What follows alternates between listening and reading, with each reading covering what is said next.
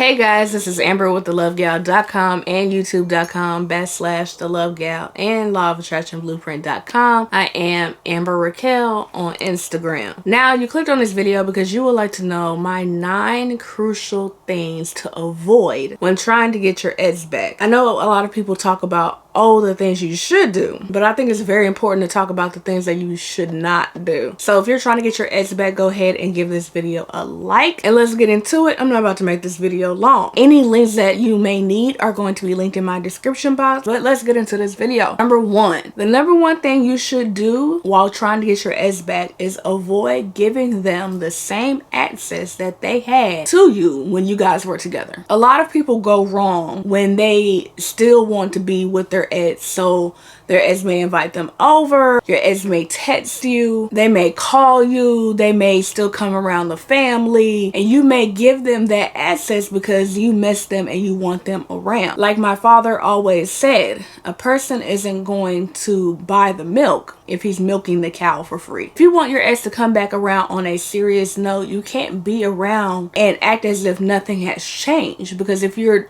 still doing the activities that you were doing but you guys are broken up, the only difference is they can still go out and do what they want to do because technically they're single. So in order for you to get your ex back, you have to give them something to miss. So they cannot have all of the things that they used to have. You can't do all of the things that you used to do for them. All you're going to do is end up in a situationship, and that's not okay. Number 2 is one that is easier said than done, but you cannot get caught up in sending them long, lengthy, emotional messages and or arguing with your ex. The only thing that does is make things worse because you're begging and pleading and trying to get your point across.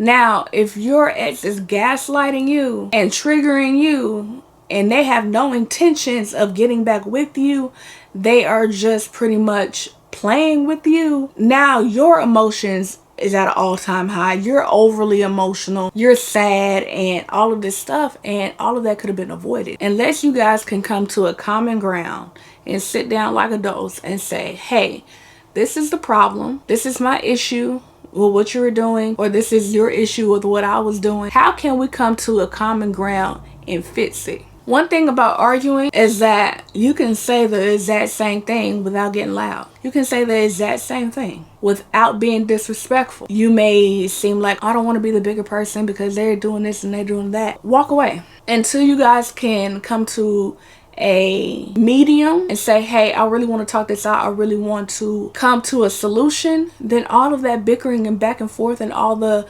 extra emotions is pretty much for nothing if you guys are coming to a solution about what y'all want to do. Number 3, oh my gosh, I haven't seen this so much. Number 3, the thing to avoid is trying to make them jealous by interacting with their friends, sleeping with their friends.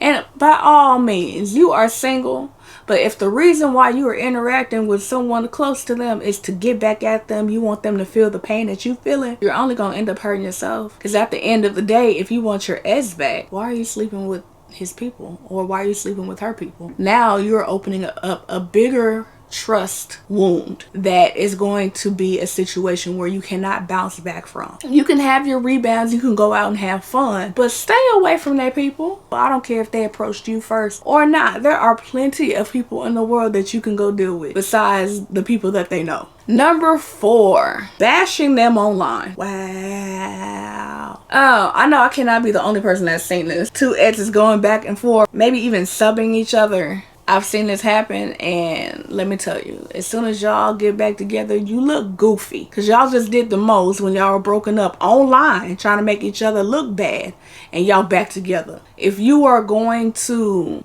try to tear each other down, the least you can do is in private. The people on your Facebook, Instagram don't care for real. We're just looking at it as entertainment. Like, girl, did you see what they said? I heard his credit score was low.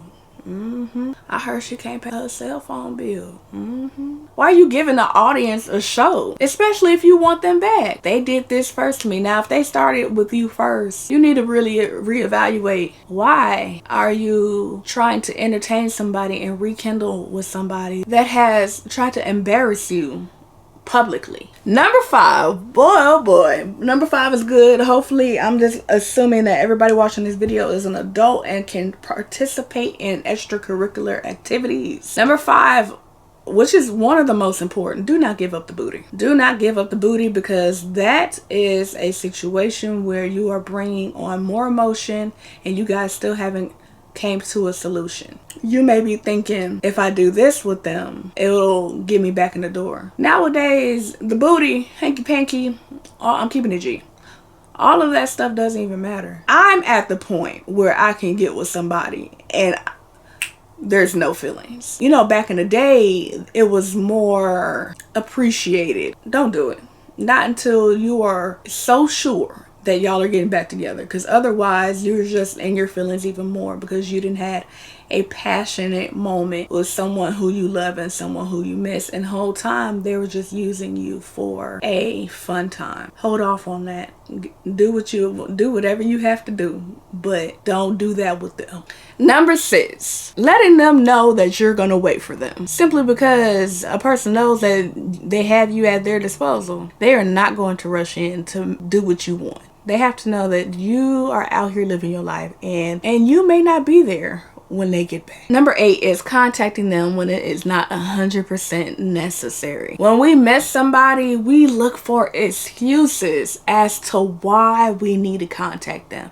And if you have to search high and low for a reason to contact your ex, there's a good chance that you don't need to contact them. Don't hit them up talking about, I left a scrunchie at your house, or my mama wanted to know how your dog was doing. Like, come on now. Like, leave them alone. If they want space, please give them space. And I want to give a disclaimer. This is all from somebody who's been through the trenches with people. I'm giving you my best advice so you can save face and hopefully get on the right track with your ex. Number 9, last but not least, is rushing them to get back with you. Let them take their time. If they don't know what they want, let them go figure out what they want. Trying to make them hurry up and get back with you, you guys are just going to end up breaking up later.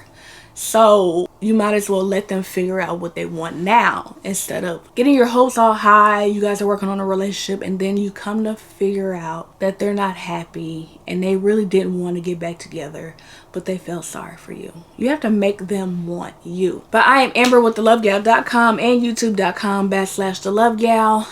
The link to my how to get your ex back guide is going to be linked in my description box. My personal advice is closed for now. If you found this video helpful, please give it a like. I have other videos on how to get your ex back, so please go through my other videos on my channel. And until next time.